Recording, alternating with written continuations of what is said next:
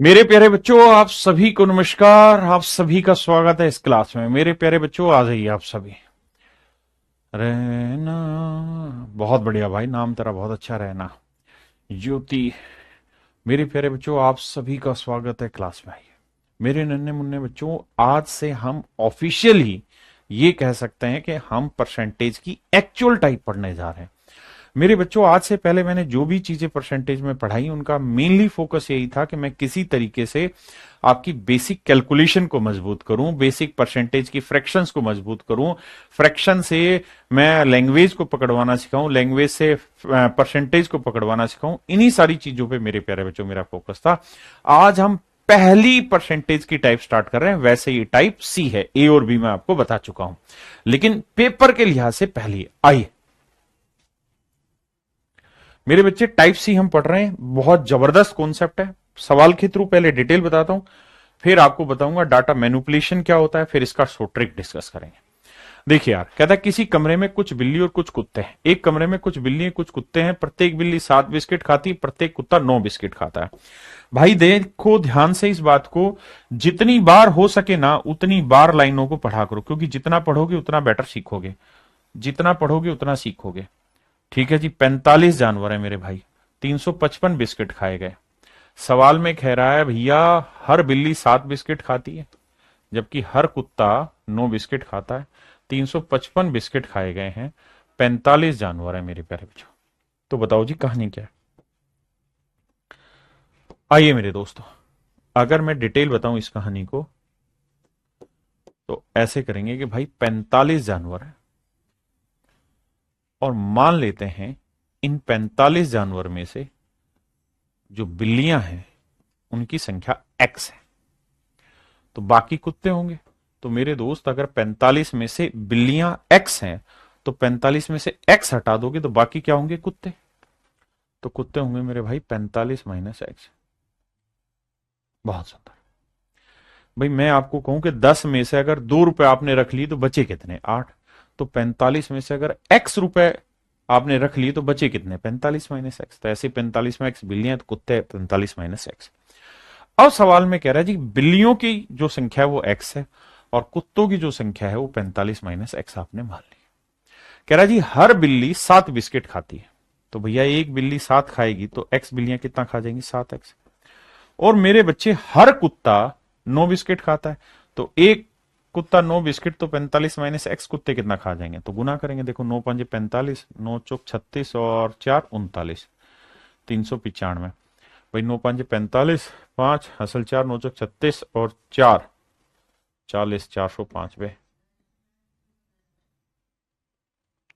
और minus 9x। तो मैं ये कह सकता हूं कुल मिला के इतने बिस्किट खाए हैं कुत्तों ने, और इतने बिस्किट खा गई बिल्लियां, और बिल्लियां और कुत्ते मिला के जो बिस्किट हैं वो है मेरे प्यारे बच्चों 355। हाँ जी, तो 9x और 7x घटाएंगे मेरे बच्चे, क्या है? -2x। 405 प्लस का उधर जाएगा माइनस का, 355 माइनस 405 निकालेंगे, दैट इज -50। मेरे दोस्तों माइनस से माइनस गया, 2 से काटेंगे 25 आएगा, तो x की जो वैल्यू आई 25। और अगर x की वैल्यू 25 है तो ये बात स्पष्ट हो गई कि सर बिल्लियां जो थी वो x थी, और x की वैल्यू है 25। तो 45 में 25 बिल्लियां हैं तो बाकी कुत्ते हुए, तो 45 में से 25 कुत्ते कितने हो गए भाई? 20। कुत्ते कितने हुए? 20। बहुत बढ़िया सर, आज आप कमेंट क्यों नहीं पढ़ रहे? मेरे बच्चे इस बात को समझो, जब सीरियस बातें स्टार्ट हो गई, कॉन्सेप्ट की बातें स्टार्ट हो गई हैं, तो आपको ढीले नहीं रहना है। और आप ये उम्मीद मत कर रखिए कि मैं आपका हर कमेंट पढ़ पाऊंगा, संभव ही नहीं। मेरा ध्यान इधर है, आपका कमेंट चला जाएगा फिर। तो मेरे प्यारे बच्चों, ये तो था डिटेल एक्सप्लेनेशन। अब मैं चर्चा कर रहा हूं आपसे कि डाटा का मैनिपुलेशन क्या होता है, डाटा कैसे मैनिपुलेट किया जाता है। अब हम इस बात पर चर्चा करेंगे। आई मेरे नन्हे मुन्ने प्यारे बच्चों, मान लीजिए मेरी जेब में 20 रुपए, और मैं अपनी जेब में ये ना बताऊं कि 20 रुपए है। मुझे समझाना सामने वाले को यही है कि मेरी जेब में 20 रुपए है, लेकिन मैं इसे कितने तरीकों से समझा सकता हूं उस पर चर्चा करते हैं। मैं आपको सीधी सीधी बात कह दूं यार, मेरी जेब में 100 रुपए का 1/5वां हिस्सा है। देखो 100 का 1/5 करोगे तब भी 20 आएगा। मैं आपको कह दूं मेरी जेब में 10 का डबल है, तब भी यही आएगा। मैं आपको ये कह दूं कि मेरे जेब में 40 का आधा है तब भी यही आएगा। मैं आपको ये कह दूं कि मेरे पास 1 रुपए का 20 गुना है तब भी यही है। यानी आपने चीज देखी कि मैं कहूं कुछ भी लेकिन अर्थ सभी बातों का एक ही निकल के आता है। तो मेरे नन्हे मुन्ने प्यारे बच्चों, अब हम इसी चीज को सीख रहे हैं। सवाल में बोला कि भाई 45 जानवर है, बिल्कुल ठीक है। तो 45 जानवर हैं, तो इसमें से कुछ कुत्ते हैं और कुछ बिल्लियां हैं, कुछ कैट है और कुछ कुत्ते हैं। मेरे प्यारे बच्चों, सवाल में ये कह रहा है कि बिल्लियां हैं 7। बिल्लियां कितनी हैं? 7 ना, सॉरी, एक बिल्ली कितने बिस्किट खा रही है? 7। एक बिल्ली कितने बिस्किट खा रही है? 7। कुत्ता कितने बिस्किट खा रहा है? 9। तो भाई हम ये कह सकते हैं कि कुत्ता 7 तो खा ही रहा है, 2 बिस्किट एक्स्ट्रा खा रहा है, कोई दिक्कत है नहीं। भाई मेरे बच्चों, इस बात को समझो, एक कमरे में 45 जानवर हैं, हर एक बिल्ली 7 बिस्किट खा रही है, हर एक कुत्ता 9, तो मैंने लिख दिया कुत्ता 7 तो खा ही रहा है, 2 एक्स्ट्रा खा रहा है, कोई दिक्कत है नहीं। तो यानी गौर से देखोगे तो 7 बिस्किट बिल्ली भी खा रही है और 7 बिस्किट कुत्ता भी खा रहा है, तो हम ये कह सकते हैं कि यार हर जानवर 7 बिस्किट तो खा ही रहा है।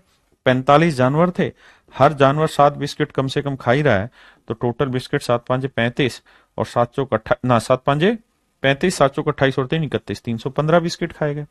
जबकि एक्चुअल में जो बिस्किट खाए गए हैं वो 355 है। जबकि मेरे हिसाब से अगर मैं हर जानवर 7 7 बिस्किट खाए तो मेरे हिसाब से 315 ही बिस्किट खाए गए हैं। तो कितने बिस्किट एक्स्ट्रा खाए गए हैं? 40। किसकी वजह से? भाई 40 ज्यादा बिस्किट खाए गए। क्यों? क्योंकि सर हर एक कुत्ता जो है वो 2 बिस्किट एक्स्ट्रा खाता है, हर कुत्ता 2 बिस्किट एक्स्ट्रा खाता है। या हम यूं कह सकते हैं कि 2 बिस्किट एक्स्ट्रा खिलाने के लिए एक कुत्ता चाहिए, तो 40 बिस्किट एक्स्ट्रा खिलाने के लिए कितने कुत्ते चाहिए? 20। तो मेरे दोस्तों कुत्ते हैं 20, तो 45 में 20 कुत्ते हैं, तो बिल्लियां कितनी हुई? 25। मेरे नन्हे मुन्ने प्यारे बच्चों, 25 बिल्लियां हैं और 20 कुत्ते, ही मेरा आंसर आ गया, पहला तरीका। आप चाहें तो इस बात का मैनिपुलेशन दूसरे तरीके से भी बांट सकते हैं। कैसे?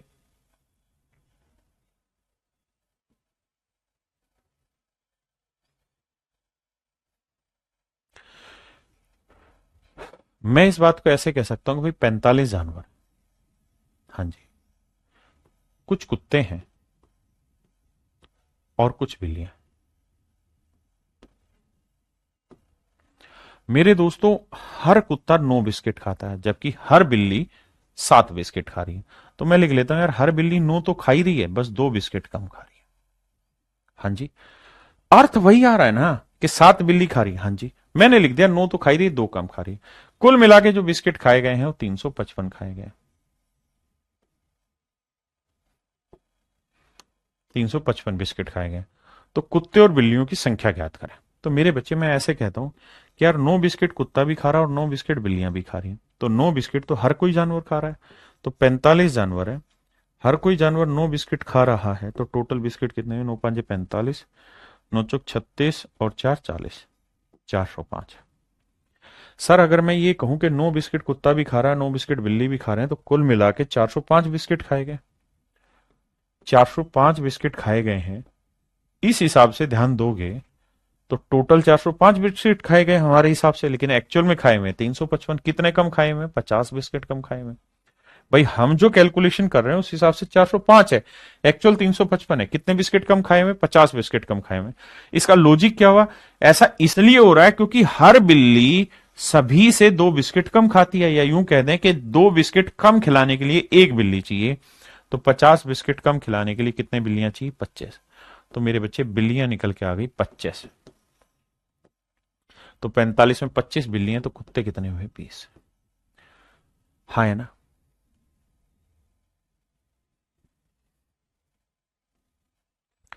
इस सवाल को समझे। कहता है किसी चिड़ियाघर में कुछ खरगोश तथा कबूतर है, कुल सिरों की संख्या 280।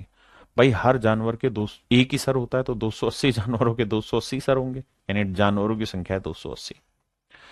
सवाल में कह रहा है भैया, क्या सवाल में ये कह रहा है कि भैया अगर हम बात करें जानवरों की, तो कुछ तो है कबूतर और कुछ है खरगोश, कुछ है कबूतर और कुछ है खरगोश। तो मेरे दोस्तों, हर कबूतर के कितने पैर होते हैं? 2।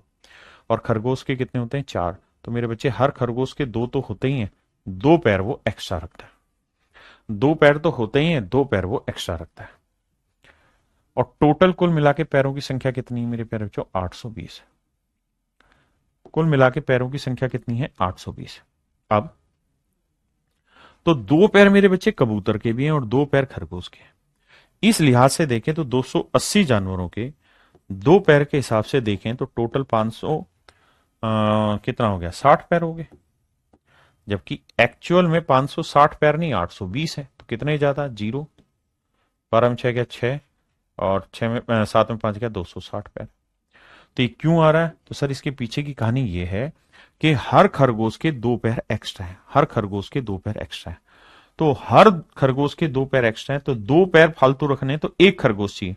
तो 260 पैर रखने तो कितने खरगोश चाहिए? 130। मतलब मेरे प्यारे बच्चों खरगोशों की संख्या 130 है।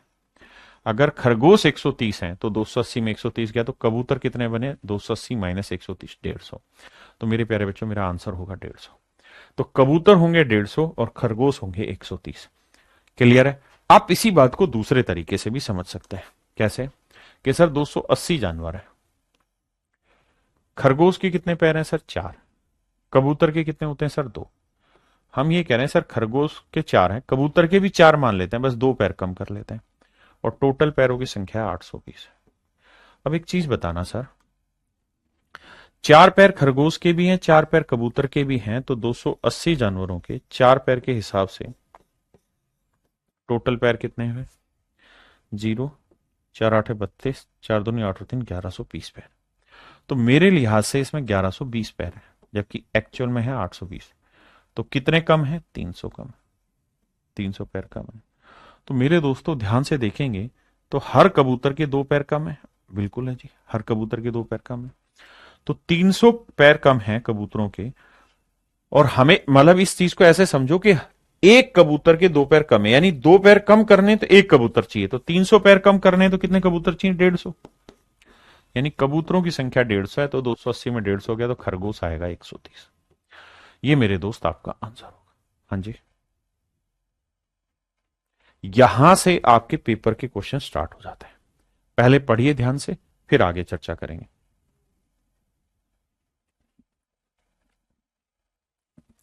देखिए मेरे दोस्त, कहानी को थोड़ा छोटा कर देते हैं। अब ध्यान से समझिएगा वर्ड टू वर्ड। देखिए अरिथमेटिक को समझने का एक ही तरीका है, लैंग्वेज को 3 बार 4 बार 5 बार लगातार पढ़िए, जब तक नहीं समझ में आए पढ़ते रहिए। कह रहा the population of A town is 6000, किसी शहर की जनसंख्या 6000 है। मेल आर इंक्रीज बाई 5%, पुरुष 5% बढ़े हैं, जबकि महिलाएं इंक्रीज हुई 9%, महिलाएं 9% बढ़ी है। बिल्कुल।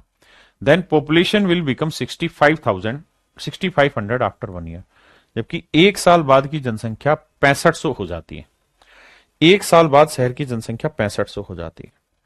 तो मेरे दोस्तों एक बात हो, टोटल पॉपुलेशन कितनी है? 6000। बिल्कुल सही है सर। मेल किस गति से बढ़ रहे हैं सर? मेल बढ़ रहे हैं सर 5% की गति से। फीमेल किस गति से बढ़ रही है जी? सर फीमेल बढ़ रही है 8% की गति से। 9%, तो हम लिख लेते हैं फीमेल 5% तो बढ़ ही रही है, 4% एक्स्ट्रा बढ़ रही है। और मेरे दोस्तों एक साल बाद शहर की जनसंख्या 6500 हो जाती है। थी कितनी भैया? 6000। अब कितनी होगी बाबू? 6500। तो 6000 घटाओगे तो बन कितनी जाएगी? 500। कितनी हो जाएगी जी? 500।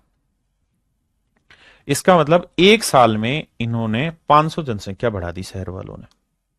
अब बेटा ऐसे सोचो कि 5% जनसंख्या तो मेल की बढ़ रही, 5% फीमेल की बढ़ रही, तो यूं कह सकते हैं कि सर 5% टोटल जनसंख्या ही बढ़ रही है। तो भैया 6000 का 5%, 5%, 2 जीरो से 2 जीरो काटा 300, यानी हमारे लिहाज से तो जनसंख्या बढ़नी चाहिए थी 300, लेकिन एक्चुअल में बढ़ी कितनी है? 500। तो कितनी ज्यादा बढ़ी हुई है? 200। ये 200 ज्यादा क्यों बढ़ी हुई है? क्योंकि सर फीमेल का 4% पॉपुलेशन एक्स्ट्रा बढ़ रहा था। फीमेल का 4% पॉपुलेशन एक्स्ट्रा बढ़ा है। इस 4% एक्स्ट्रा की वजह से ही तो ये 200 एक्स्ट्रा बढ़ा। तो 4 से काटेंगे 50, कैलकुलेट करोगे 50 को 100 से तो 5000। तो फीमेल का आंसर होगा 5000 मेरे बच्चों, और 6 में से 5 गया तो मेल आया 1000। पहले इतनी बात समझेंगे।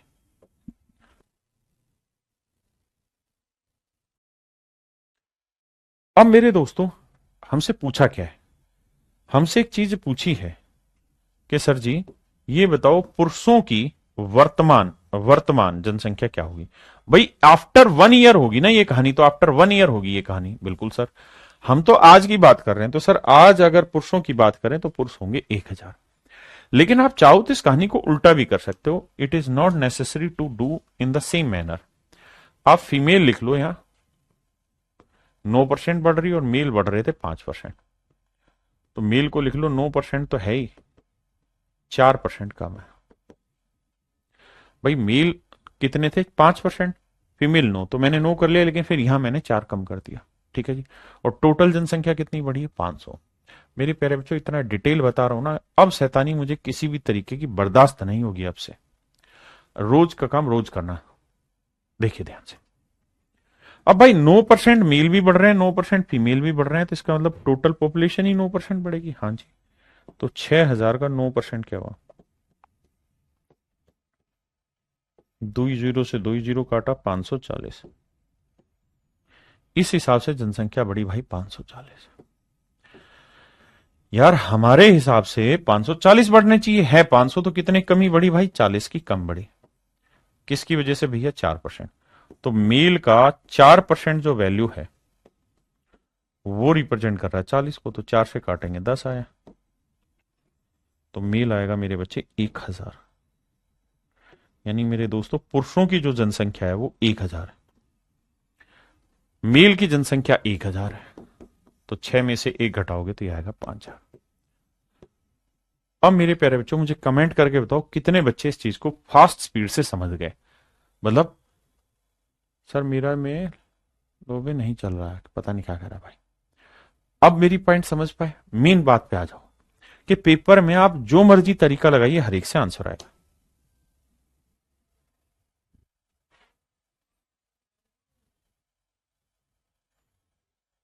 कह रहा है the population of A town at present is 5,000। किसी शहर की आज की बात करें जनसंख्या 5,000 है। If males are increase by 6%, पुरुष भैया 6% बढ़ रहे हैं, and females are increase by 14%। तो 6 plus 8, 8%। Then population will become, शब्द पे ध्यान देना, population will become after 1 year कितनी हो जाएगी? 5540। तो 1 साल बाद शहर की जनसंख्या 5540 हो जाती है। तो पुरुषों की वर्तमान संख्या ज्ञात करें, find the number of males at present. तो पुरुष वर्तमान में ज्ञात करो। तो देखिए दोस्त, हमें यह देखना होगा कि जनसंख्या थी कितनी? 5,000। और भैया 1 साल बाद क्या कल्याण कर दिया? 5,100 नहीं, 5,540 हो गई। तो कितना बढ़ गया? 540 बढ़ गया जी। तो 540 जो है वो एक्चुअल ग्रोथ है। आ जाइए। तो 6% मेल भी बढ़े हैं, 6% फीमेल भी बढ़ी है, तो 6% तो मेरे बच्चे टोटल पॉपुलेशन बढ़ी। हाँ जी। तो 5,000 का 6%,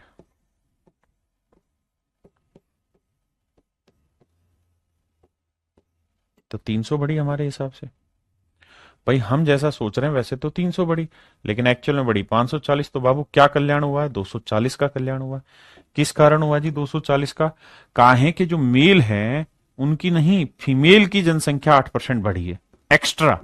तो फीमेल का 8% जो वैल्यू है दैट इज इक्वल टू 240। 8 से काटेंगे 30, तो फीमेल आ जाएगा 3,000। 3,000 आएगा ना बाबू। तो 5 में 3 गया तो 2,000 उत्तर आएगा। आप में से कितने बच्चे सहमत है इस बात से?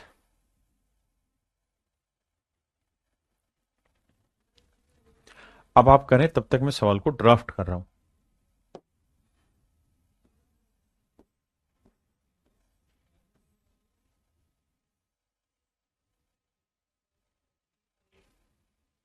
महिलाओं की 5 है, तो पहले महिलाएं लिख लेता हूं, आप करते रहिए सवाल को। और मेल है 8%, तो 5 जमा 3%। आइए मेरे दोस्तों, कह रहा है population will become this after 1 year. 1 साल बाद इतनी हो जाएगी, 1 वर्ष बाद जनसंख्या इतनी हो जाएगी। तो मेरे नन्हे मुन्ने बच्चों एक बात तो बताओ, 10,272 हो जाएगी जी, मान ली बात आपकी सही, लेकिन आज कितनी है? आज है सर 9600। घटाते हैं जी, 2 आया, 7 आया, 12 में 6 गया, 6 आया, 10 में 9 गया, 1 है। गलत कर रहा हूं क्या मैं? हाँ, हासिल तो आएगी नहीं। यानी कुल मिला के 672 जनसंख्या बढ़ी। ध्यान देना भाई, कह रहा है जी 672 जनसंख्या बढ़ी हुई है कुल मिला के 1 साल में। अब मेरे दोस्तों सामने आई क्या कि भाई 5% मेल बढ़े, 5% फीमेल बढ़ी, तो इस हिसाब से 5% पूरी जनसंख्या बढ़ी। सर कोई दो राय नहीं है। तो भैया 9600 का 5%,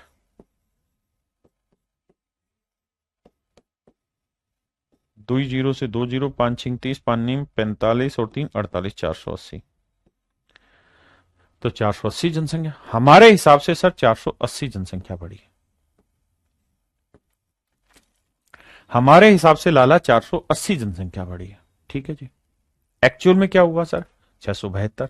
कितने का लोचा है? 2, 17 में 60 गया 9, और 5 में 4 गया 192। यानी हमारे हिसाब से 192 ज्यादा बढ़ी हुई हमारे हिसाब से। क्यों? क्योंकि सर जो मेल हैं वो इस बार 3% एक्स्ट्रा बढ़ रहे हैं।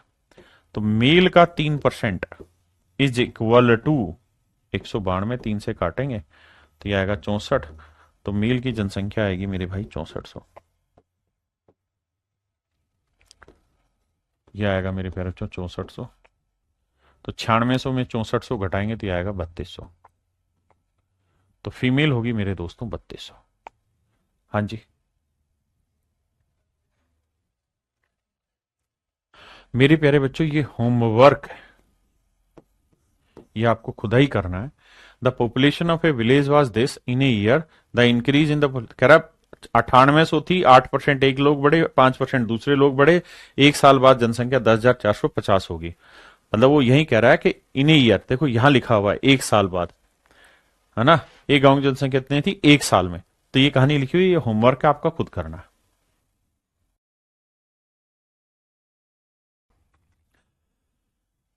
मेरे प्यारे बच्चों ध्यान से देखिए, सवाल में कह रहा है कि 2010 में a library contain a total of 11,500 books in 2 categories. कहता भैया 11,500 किताबें थी 2010 में एक लाइब्रेरी के अंदर। इसमें 2 कैटेगरियां बनी हुई है, एक फिक्शन की, एक नॉन फिक्शन की। कहता है बाबू जो फिक्शन की कैटेगरी है उसमें जो ग्रोथ है मेरे बच्चों वो है कितनी, कहा गया, वो ग्रोथ है मेरे भाई 10% की। और जो नॉन फिक्शन है उसमें ग्रोथ है 12% की। तो इसे लिख लेते हैं 10 तो है ही, 2% एक्स्ट्रा है। अब मेरे दोस्तों आगे कह रहा है कि 2015 में जो लाइब्रेरी में किताबें होगी वो 12,760। तो भैया 12,760 किताबें होगी 5 साल के बाद, है ना। और ये रेट ऑफ इंक्रीज जो है पूरे 5 साल का, यानी उसी टेन्योर में क्या इंक्रीज हुई वो दे रखा है। और थी कितनी मेरे भाई? तो आप कहेंगे 11,500। 11,500 थी और मेरे भाई 12,760 हो गई। कितनी इंक्रीज हुई? 0, 6, 7 में 5 गया 2, और 2 में 1 गया 1। यानी इस हिसाब से कह रहा है कि 1260 किताबें बढ़ी हैं इन 5 सालों में कुल मिला के। अब मेरे बच्चे मैं आपको ये कह रहा हूं कि अगर मान लो कुल मिला के 10 ही % का ग्रोथ हो फिक्शन में भी और 10 ही नॉन फिक्शन में, तो टोटल 11,500 किताबें थी। इसका 10% निकालेंगे तो कितना निकल के आएगा भाई? 1150 किताबें। तो हमारे हिसाब से ग्रोथ होनी चाहिए थी 1150 किताबों की। है कितनी भाई? 0, 6 में 5 गया 1, 2 में 1 गया 1। 110 किताबों की ग्रोथ हमारे अकॉर्डिंग ज्यादा हो रखी। क्यों? क्योंकि जो नॉन फिक्शन किताबें हैं वो 2% ज्यादा ग्रोथ ले रही। तो नॉन फिक्शन किताबों का 2% जो वैल्यू है वो है मेरे बच्चों 110। 2 से काटेंगे आएगा 55। तो नॉन फिक्शन किताबें आएंगी 5500। अगर नॉन फिक्शन किताबें 5500 हैं तो 11,500 में से 5500 घटाएंगे मेरे बच्चे, तो फिक्शन की किताबें कितनी आ गई? 5,000। फिक्शन की किताबें कितनी आ गई मेरे भाई? 5,000। 5 5 10 नहीं 6,000। ये आएंगे मेरे बच्चों 6,000। अब हमसे पूछा क्या सवाल ने, उस बात पे चर्चा कर लेते हैं। तो सर हमसे पूछा एक चीज है, और वो ये कि भाई ये तो आपने बता दिया कि फिक्शन में कितनी, नॉन फिक्शन में कितनी किताबें हमें पता चल गई, लेकिन हमें ये बताओ कि भाई लास्ट में 2015 में लाइब्रेरी के अंदर फिक्शन की किताबें कितनी है। तो मेरे बच्चों 2010 में फिक्शन में किताबें कितनी थी? 6,000। और मैं जानना चाह रहा हूं 2015 में, तो इस ड्यूरेशन में कितना इंक्रीज हुआ फिक्शन की किताबों में? 10%।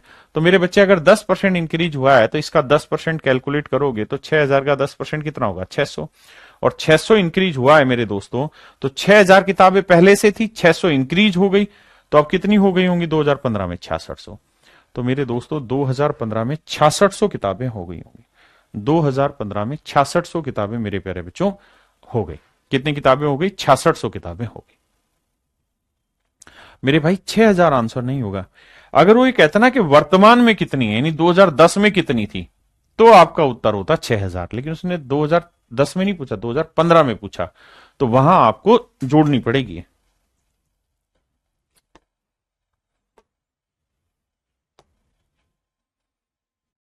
देखिए यार, सवाल में ये कह रहा है कि एक आदमी ने 16,000 रुपए, एक आदमी ने 16,000 रुपए दो व्यक्तियों से उधार लिए। 16,000 रुपए को कुल मिला के दो व्यक्तियों से उधार लिया। पहले आदमी का नाम ए है मान लीजिए, दूसरे आदमी का नाम बी। या यूं सोचिए 16,000 में ए रुपए एक से उधार लिया, बी रुपए एक से उधार लिया। अब कहता है एक को रेट ऑफ इंटरेस्ट दिया उसने 6%, दूसरे को दिया 10%। 10% वाले को लिख लेते हैं यार, 6% तो दिया ही, 4% ज्यादा दिया। बिल्कुल ठीक है जी। और कहता है एक वर्ष के बाद 1120 रुपए का ब्याज कमाए। ब्याज कमाया है 1120। मेरे प्यारे बच्चों, जब हम इन चैप्टर को पढ़ेंगे ना विशेषकर, तो इन चैप्टर में इन्हीं चीजों के दूसरे मेथड भी जानेंगे। यहां दूसरे मेथड से करें, परसेंटेज के बेसिक से करें। तो भाई ये देखो कि 6% रेट ऑफ इंटरेस्ट यहां पे भी मिला, 6% यहां मिला, तो दोनों जगह 6% मिला। तो 16,000 का 6% निकाल दो,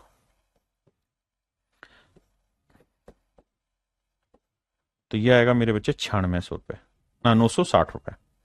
यानी इस हिसाब से देखे तो 960 रुपए ब्याज बना, जबकि बन रहा है 1120। कितना ज्यादा? 0, 12 में 6 गया 6, 10 में हो गया 160 रुपए ज्यादा बना। क्यों? क्योंकि दूसरे वाले हिस्से पे उसे 4% एक्स्ट्रा ब्याज मिल रहा था। तो बी पे जो उसे एक्स्ट्रा 4% इंटरेस्ट मिल रहा है, ये बराबर है 160 के। 4 से काटेंगे, 4 चौक 16, 40 है। तो दूसरा हिस्सा जो आएगा वो आएगा 4000। अब उसने पूछा कि 10% की रेट पे कितना पैसा उधार दिया, तो यही वाला तो था 10% वाला, तो ये 4000 रुपए उधार दिया। तो मेरे बच्चे आंसर होगा 4000।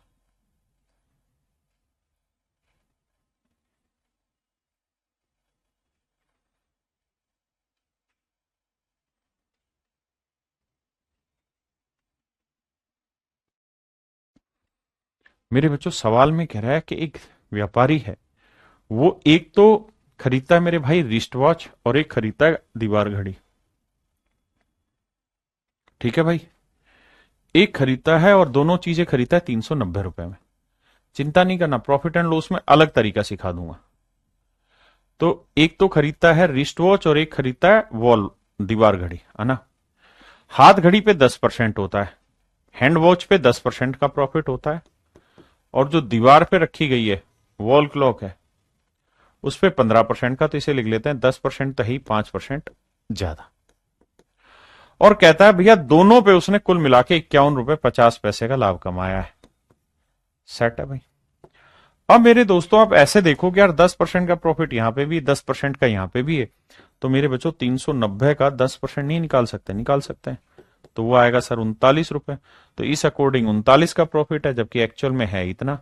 तो कितना ज्यादा हो रहा है? तो 5, 11 में हो गया 2, 4 में 3 गया 1, 12 रुपए 50 पैसे का प्रॉफिट। तो वॉल क्लॉक पे, वॉल क्लॉक का 5% जो वैल्यू होगी वो होगी 12.5 के बराबर। डेसिमल हटाएंगे बटे 10, जीरो से जीरो, 5 दूनी 10, गुना करेंगे तो वॉल क्लॉक की वैल्यू आ जाएगी 250। तो दीवार घड़ी की कीमत है भैया 250 रुपए। और अगर हैंड वॉच की बात करें, कलाई वाली घड़ी की, तो 390 में 250 घटाओगे 140। तो उनके वास्तविक मूल्यों के बीच का अंतर कितना है? तो भैया 250 और 140 का डिफरेंस पूछ रहा है, तो डिफरेंस निकालोगे वो आएगा 110। और यही हमारे सवाल का उत्तर है।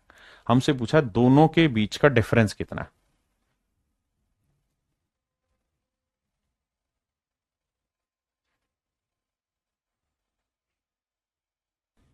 देखिए मेरे दोस्त,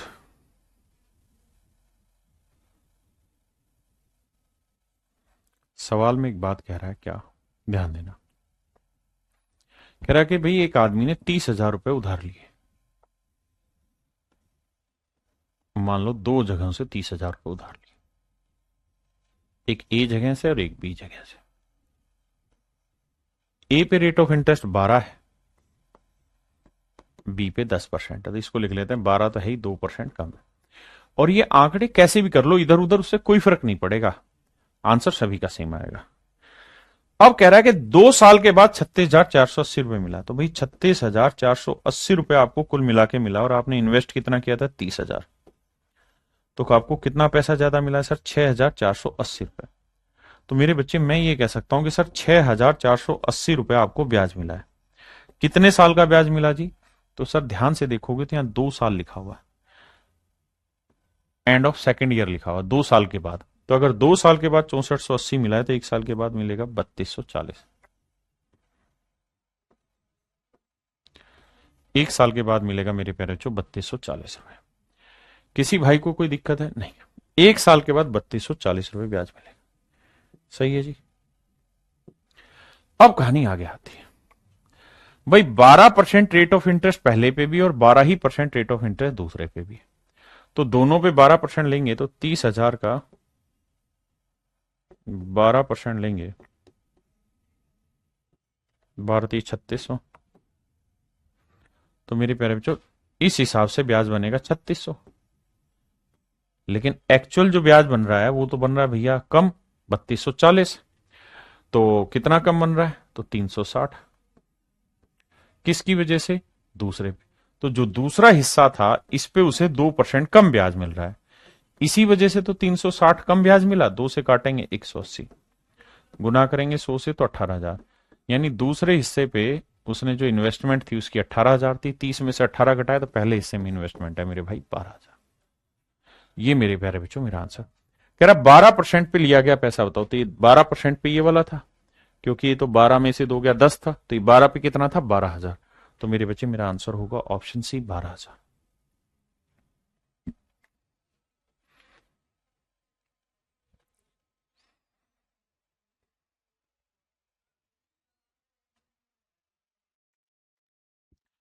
आइए मेरे बच्चे, कह रहा था total salary of Gaurav and Ayush in A company is rupees this. कहता है गौरव और आयुष की कंपनी में जो टोटल सैलरी है वो इतनी है, 47,520 रुपए।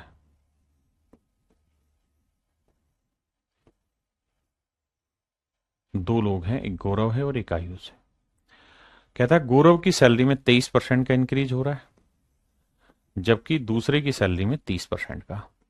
अब मेरे दोस्तों एक बात बताओ, 23% निकालना आसान है या 30%? तो हमेशा क्या करो, जो आसान हो उसको पूरे पे लेके चलो। तो हम मान लेते हैं भाई आयुष का 30% इंक्रीज है सैलरी में, जबकि गौरव की सैलरी में इंक्रीज है कितना, 23%। तो हम कहेंगे गौरव की में 30% तो इंक्रीज हो ही रहा है, बस 7% कम इंक्रीज हो रहा है। हाँ जी सर, बिल्कुल ठीक बात है। और कह रहा है कि 1 साल के बाद जनसंख्या, मतलब उसका जो वेतन है वो 59,928 रुपए हो जाता है। माइनस करेंगे कितना, 47,520, घटाएंगे 8, 2 में 2 गया 0, 9 में 5 गया 4, 9 में 7 गया 2, 5 में 4 गया 1, तो यह आया मेरे बच्चे 12,408।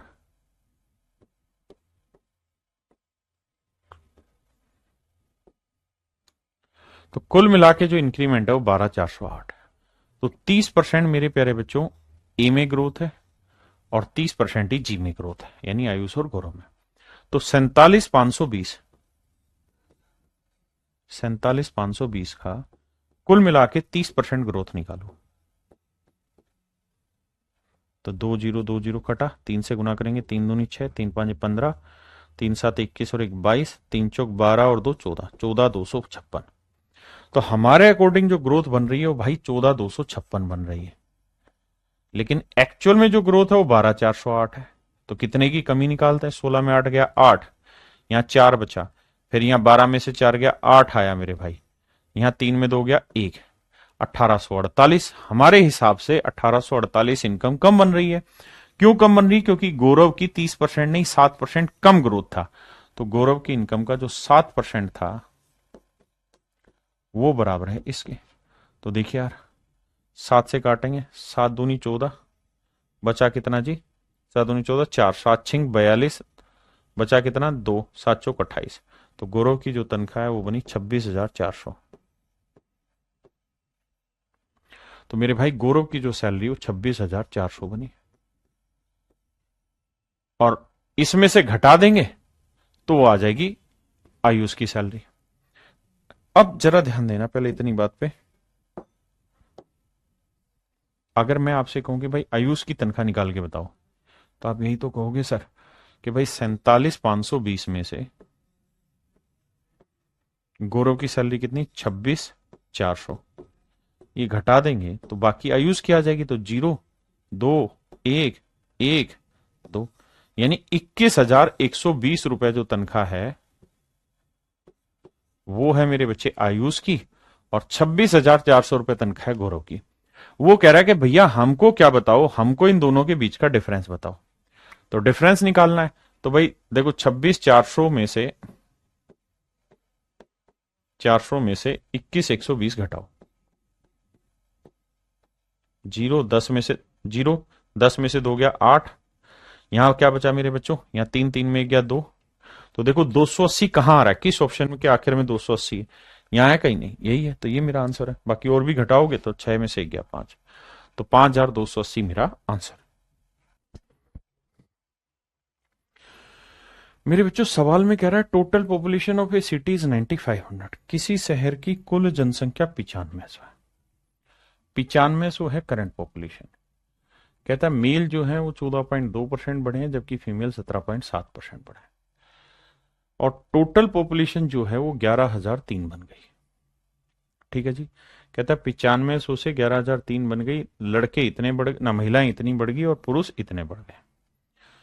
बाकी कहानियां बाद में, पहले इसी को सेटल करते हैं। देखिए इसी क्वेश्चन को करने का एक शॉर्ट तरीका है मेरे बच्चों, मिक्सचर एंड एलिगेशन। लेकिन वहां भी नहीं जाना, जो चैप्टर पढ़ रहे हैं केवल उसी पे फोकस करिए। देखो मेरे भाई 9500 लोग हैं कुल मिला के। 9500 में जो मेल है मेरे बच्चों वो इंक्रीज कर रहे हैं 14.2%, और जो फीमेल हैं वो इंक्रीज कर रहे हैं 17.7। तो फीमेल को लिख लेते हैं जी 14.2 तो है ही, प्लस 3.5 एक्स्ट्रा है, 3.5% एक्स्ट्रा। बस इतनी ही बात समझनी। बिल्कुल ठीक है, जोड़ेंगे तभी 17.5 7 ही हुआ। और कह रहा है 11,003 हो गई। तो मेरे भाई 11,003 हो गई कितने से? 9500। तो देखो यार 3 आया, 0 आया, 10 में 5 गया 5 आया, 10 में से 9 गया 1, 1503 आया। यानी हम ये कह सकते हैं कि भैया इस टेन्योर में 1503 बच्चों की क्या बढ़ गई? जनसंख्या मतलब माफ करिए 1503 लोगों की कुल मिला के जनसंख्या बढ़ गई। पहले इतना समझो।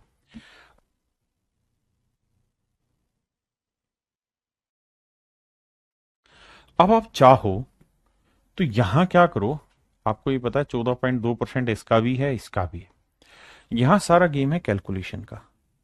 तो 9500 का मेरे प्यारे बच्चों मैं निकाल लेता हूं 14.2%।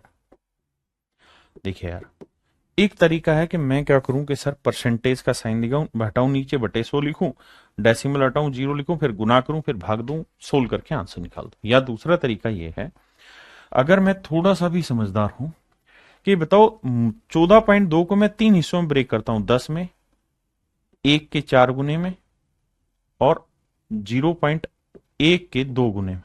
आप कहें ठीक है। मेरे बच्चों ये बताओ 9500 का 10% क्या होगा? 950। 9500 का 1% क्या होगा? 95। और 95 का 4 गुना करेंगे तो बताओ 100 का 4 गुना 400, 5 कम 4 5 20, तो 380।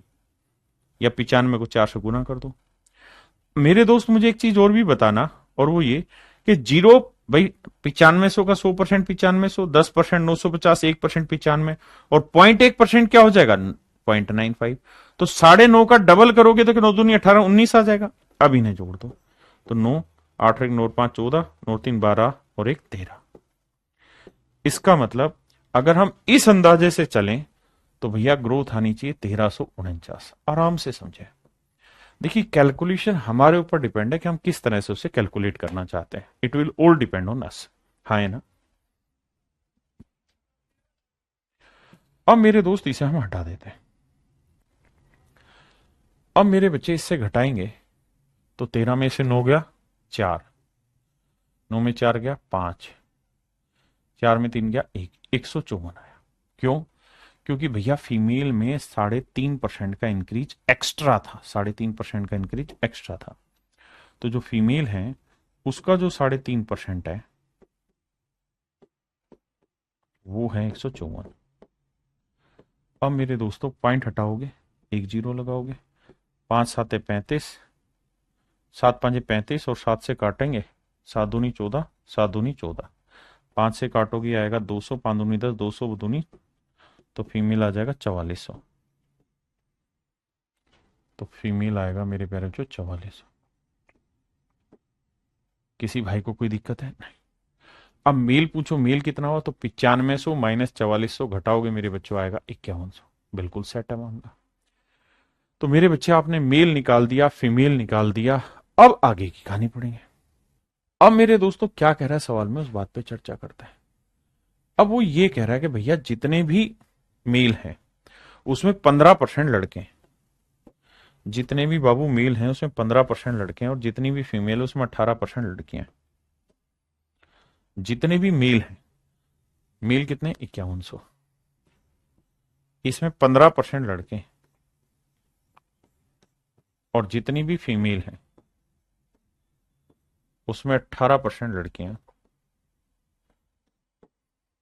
हाँ जी, 2 जीरो से 2 जीरो, 15 एकम 15, 15 75 और एक 76। देखना भाई, 15 एकम 15, 15 75 और एक 76, और यहाँ 2 जीरो से काटोगे तो 18 चौक 72, 18 चौक 72, 7 92, 792 बड़ा हुआ, ये छोटा हुआ। मुझे डिफरेंस निकालना है तो 12 में से 5 गया 7, और भैया 8 में से 6 गया 2, तो डिफरेंस आया 27। तो जो डिफरेंस आया मेरे प्यारे बच्चों वही मेरा आंसर होगा। यही मुझसे पूछा था। अब मेरे प्यारे बच्चों हम एक नेक्स्ट टाइप स्टार्ट कर रहे हैं, टाइप डी।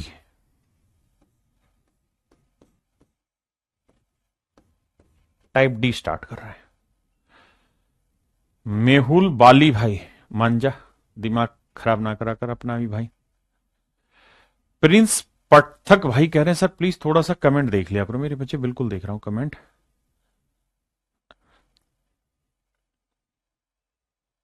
अच्छा मैं देख लेता हूं, दीक्षा बेटा अभी देख लेता हूं,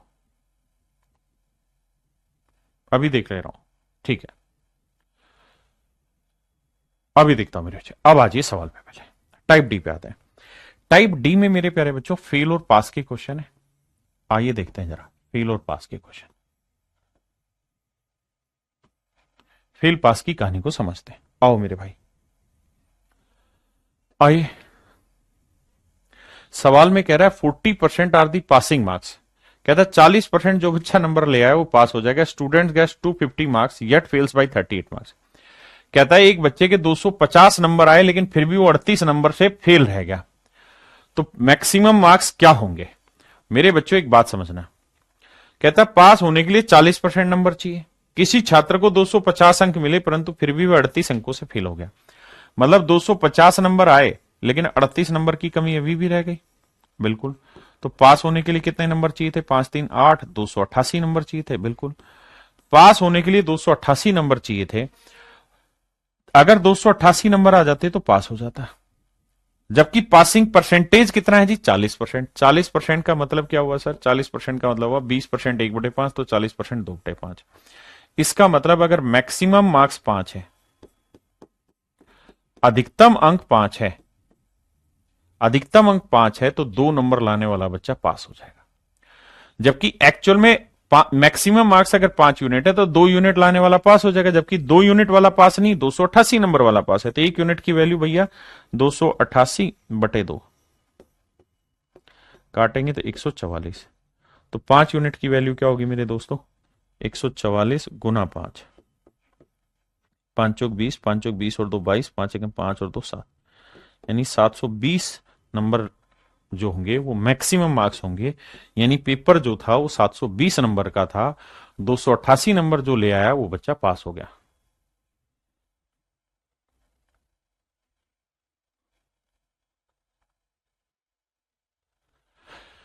दिव्यार्थी भाई, अगर एक इंक्रीज एक डिक्रीज होता है और अगली ईयर और ए सर्टेन टाइम बाद कोई चेंज नहीं हुआ टोटल पॉपुलेशन में, मेरे प्यारे बच्चों, उसने क्या कहा, हमें उस लैंग्वेज पे फोकस करना है और किसी चीज पे नहीं। उसने फोकस कहा कि भाई उतने टेन्योर पे, तो हम उस टेन्योर पे फोकस कर रहे हैं। ठीक है,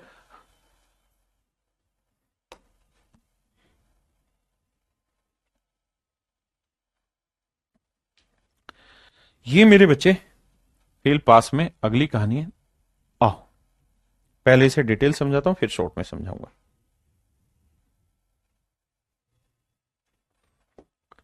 मेरे प्यारे बच्चों, सवाल में कह रहा है student score 25% marks then he is failed by 210 marks.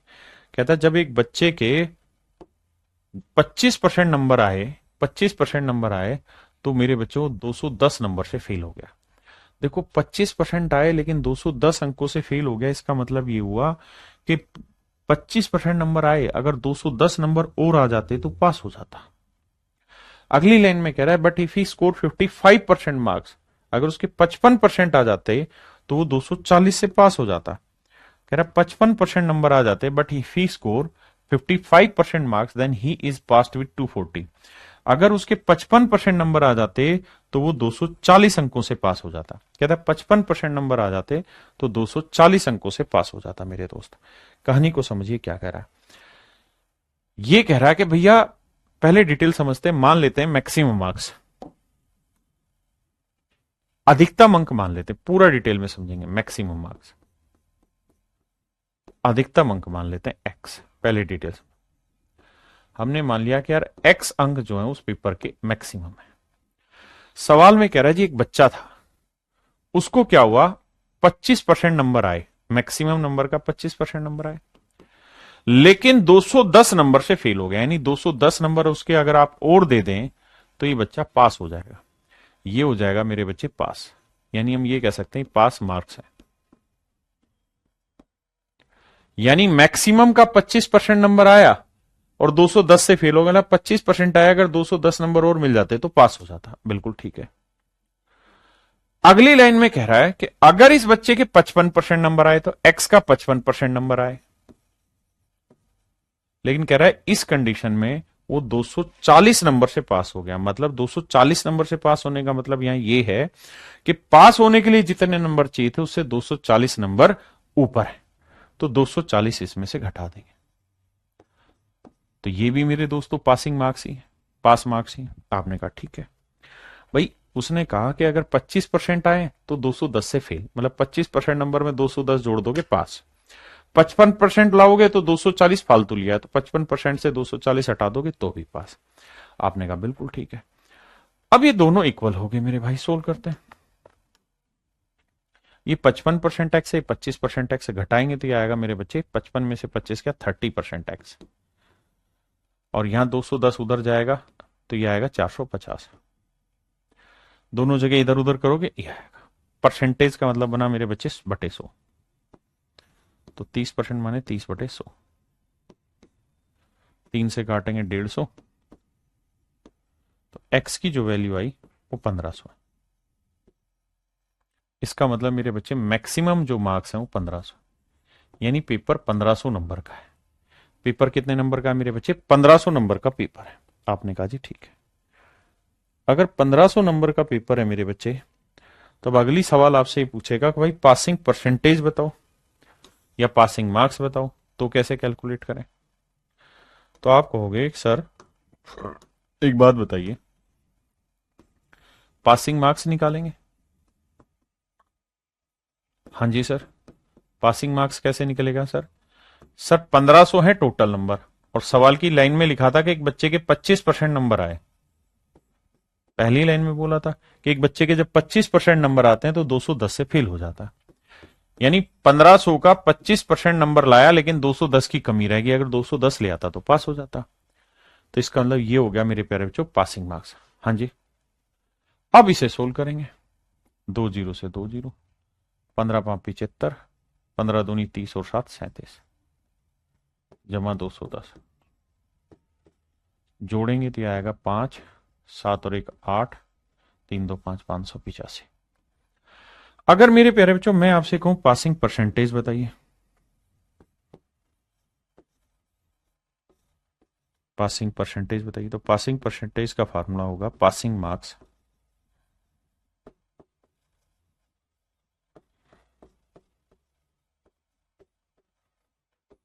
Upon maximum marks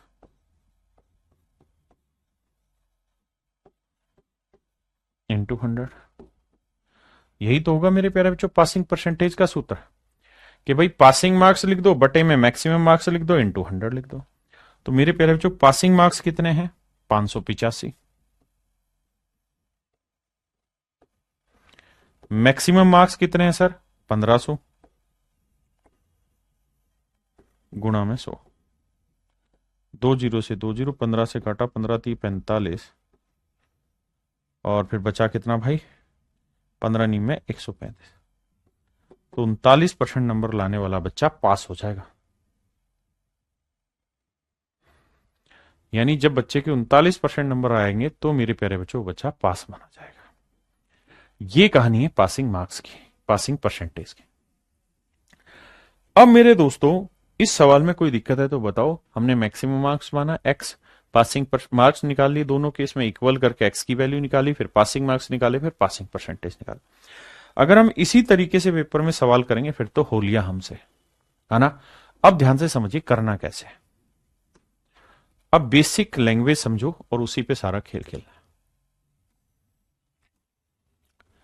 सवाल ये कह रहा है कि कोई विद्यार्थी 25% नंबर लाता है, 25% नंबर लाता है, तो वो 210 नंबर से फेल हो जाता है। अगर 55% नंबर लाए तो 240 से पास हो जाएगा। ध्यान देना, कह रहा है जी 25% नंबर आए तो 210 से फेल, 55% नंबर आए तो 240 से पास हो जाता है। तो बताओ भाई पासिंग परसेंटेज क्या होगा? तो मेरे प्यारे बच्चों मैक्सिमम मार्क्स का 25% प्लस 210 करेंगे तो पास होगा, मैक्सिमम मार्क्स का 55% माइनस 240 करेंगे तो पास होगा। मतलब सर मतलब यह है कि पासिंग परसेंटेज इनके कहीं बीच का होगा, पासिंग परसेंटेज इनके कहीं बीच का होगा, पासिंग परसेंटेज इनके कहीं बीच में होगा। ये पासिंग परसेंटेज से कम नंबर है और ये पासिंग परसेंटेज से ज्यादा नंबर है, हाँ है ना। अब ये कितना कम है? ये यहां होगा पासिंग मार्क्स, तो ये पासिंग मार्क्स से बेसिकली 210 नंबर का गैप है, 210 नंबर पीछे, और ये पासिंग मार्क्स से 240 नंबर ज्यादा है। भाई अगर ध्यान दो, पासिंग परसेंटेज यहां अगर है तो पासिंग परसेंटेज से पीछे और ये पासिंग परसेंटेज से आगे है, हाँ है ना। ऐसे ही अगर पासिंग मार्क्स यहां है मेरे दोस्तों तो ये पासिंग मार्क्स से पीछे है 210 नंबर, और ये पासिंग मार्क्स से 240 नंबर ज्यादा है। हम यहां मेथड यूज कर रहे हैं कंपैरिजन का, तो हम कह रहे हैं कि यार पासिंग मार्क्स से ये कितना और ये कितना, यानी ये गैप कितना है वो निकाल लो। तो 25 और 55 का जो गैप है वो कितना है? 30%। ठीक है जी। और यहां का गैप निकाल लो कि भैया यहां से ये इससे 210 कम यानी यहां है, और ये 240 ज्यादा यानी यहां है, तो यहां से यहां तक का गैप कितना है? 210 जमा 240, 450। मतलब मोटी बात यह है कि 30% नंबर 450 को रिप्रेजेंट कर रहा है। मतलब पेपर में आपने एक काम करना, और वो एक काम ये रहेगा आपका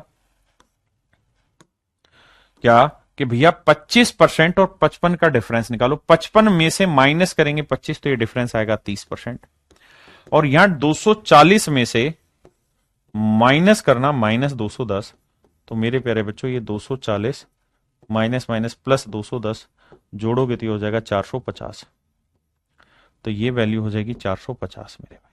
हाँ जी, तो 30% जो है वो 450 नंबर को रिप्रेजेंट कर रहे हैं, तो 1% की वैल्यू क्या होगी? तो 450 बटे 30, 450 बटे 30, जीरो से जीरो 3 से काटेंगे 15, तो 1% की वैल्यू मेरे भाई 15 होगी।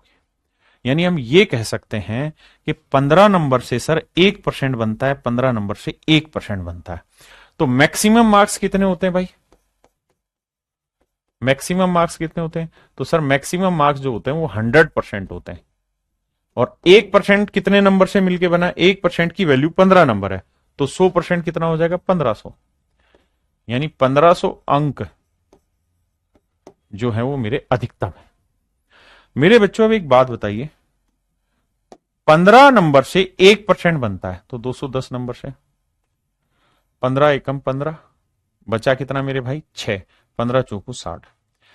यानी मैं ये कह सकता हूं कि भाई 15 नंबर से अगर 1% बना तो 210 नंबर से कितना बनेगा? 14%। तो यार एक बच्चे के 25% नंबर आए, एक बच्चे के 25% आए, बस 14% की कमी रह गई थी, वरना वो पास हो जाता। तो 25 में 14 की कमी, तो 25 जमा 14 कर दोगे तो मेरे भाई आएगा 39। यानी 39% नंबर लाने वाला बच्चा पास हो गया। मेरे प्यारे बच्चों, 39% नंबर लाने वाला बच्चा क्या हो गया? पास। अब यहां आ जाइए कि भाई 15 नंबर लाने वाला बच्चा है, 15 नंबर से 1% होता है, तो अगर 15 नंबर से 1% होता है तो 15 एकम 15, कितना बचा? 9। 15 छिके 90। तो यानी हम ये कह सकते हैं कि एक बच्चे के 55% नंबर आए, लेकिन 16% ज्यादा नंबर आ गए। 55% आए लेकिन 16% ज्यादा आए, तो भैया 55 में से 16 घटा दो, क्योंकि 16 ज्यादा है, तो भी आएगा 39%। यानी पासिंग परसेंटेज मेरे बच्चे 39। अब सवालों पे इस्तेमाल करते हैं।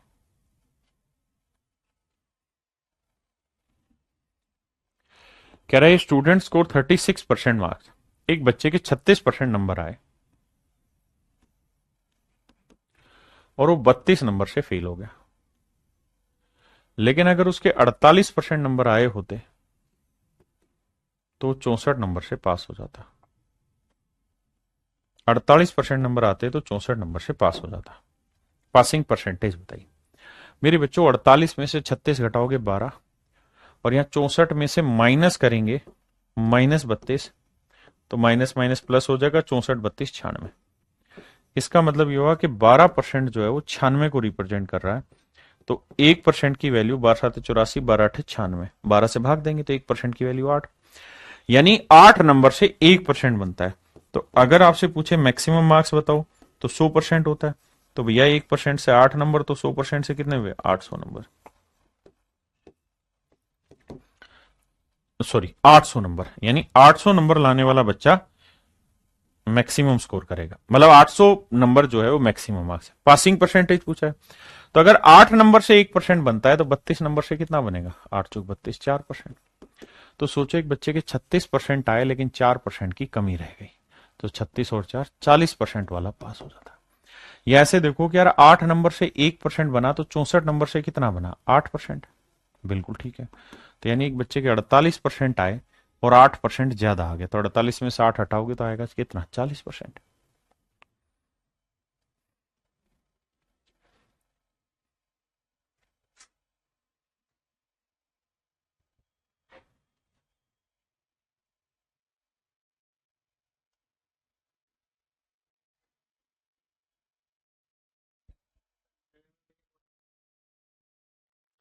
मेरे बच्चों सवाल में कह रहा है when a student score 40% marks, जब एक बच्चे के 40% नंबर आते हैं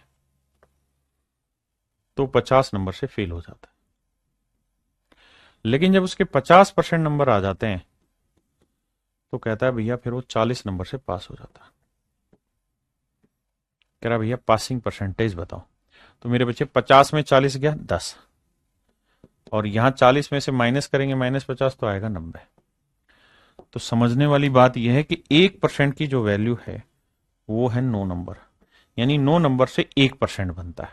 तो मैक्सिमम मार्क्स हो जाएंगे 100%, तो 1% 9, तो 100% 900। 9 से भाग देंगे, 9 5 45, 5/9। यानी मेरे प्यारे बच्चों एक बच्चे के 40% नंबर आए लेकिन 5 सही 5/9% की कमी रह गई, तो पास होने वाला कितने से होगा? 45 सही 5/9%। That is your answer. अच्छा ही नहीं, यानी 45 सही 5/9% नंबर ले आओगे तो पास हो जाओगे।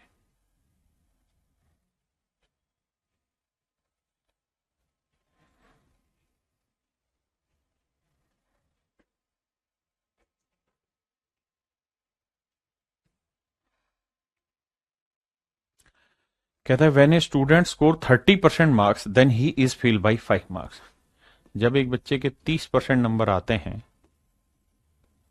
तो कहता है जी 5 नंबर से लुढ़क जाता है।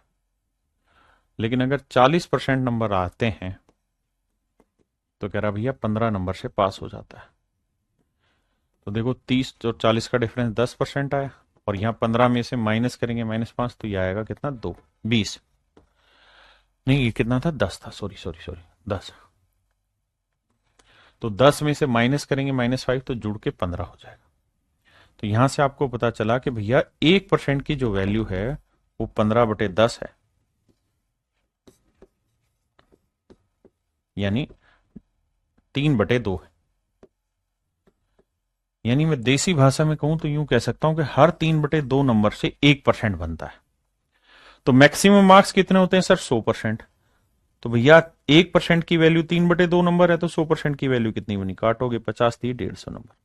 तो मैक्सिमम मार्क्स 150, और 150 केवल एक ही ऑप्शन में, यही मेरा आंसर। पासिंग परसेंटेज निकालना है। तो भाई 3/2 नंबर से 1% बनता है, तो 5 नंबर से कितना, तो 5 को 3/2 से भाग दोगे, 2 पलट के ऊपर जाएगा, तो आएगा 10/3, और 10/3 को लिखेंगे 3 सही 1/3। यानी एक बच्चे के 30% नंबर आए, लेकिन 3 सही 1/3% की कमी रह गई। जोड़ोगे तो 30 और 3 33 सही 1/3%। यानी जिस बच्चे के 150 नंबर मैक्सिमम है तो 100% है, और पास होने के लिए 33 सही 1/3% आंसर लाना होगा।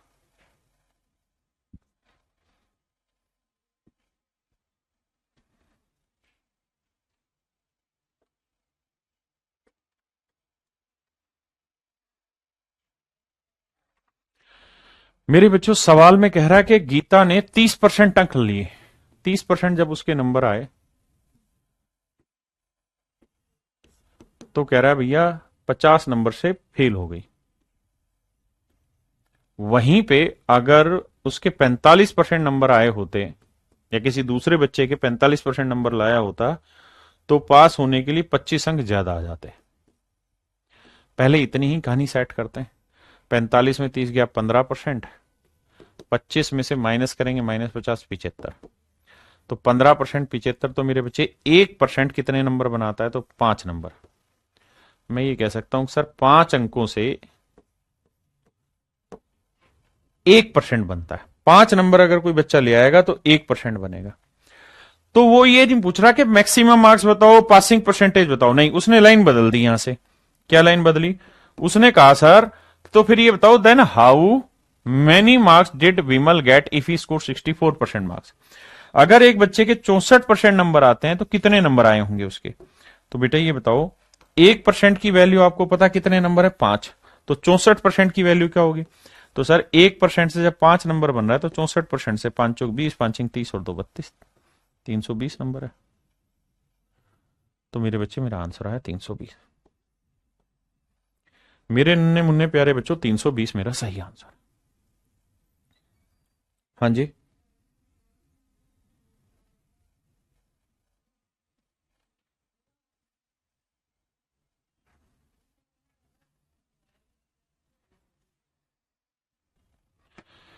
कह रहा भैया राजीव ने 20% नंबर स्कोर किए तो फेल हो गया 11 नंबर से। लेकिन अगर if he score 50% marks, 50% number ले लेता तो उसके 4 नंबर ज्यादा आ जाते पास होने से। तो पहले यहीं तक की कहानी सेट करते हैं भाई। ये आया 30%, बहुत बढ़िया जी। और ये आया कितना, 15, क्योंकि 4 में से माइनस करेंगे -11 तो 15, तो 30% 15, तो 1% की वैल्यू 15/30 यानी 1/2। यानी आधे नंबर से ना मेरे भाई 1% तैयार होता है, आधे नंबर से 1% तैयार होता है। अब वो कहना क्या चाह रहा है उस बात पे चर्चा करते हैं। कहना वो ये चाह रहा है कि भाई ये बताओ कि पास होने के लिए कितने नंबर चाहिए। इस बार ध्यान देना, कनपट्टे लगाना। इस बार वो ये नहीं पूछ रहा कि पासिंग परसेंटेज बताओ, इस बार वो ये पूछ रहा है पास होने के लिए कितने नंबर चाहिए।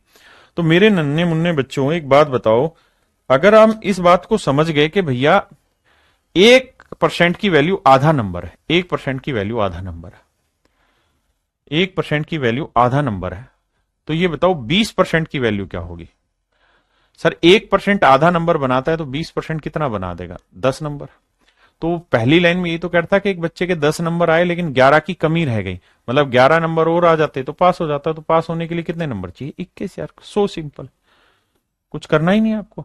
भाई 1% से आधा नंबर बनता है, तो 20% से 10 नंबर बने, और कह रहा 20% लाया लेकिन 11 से फेल हो गया, मतलब 21 वाला पास है यार।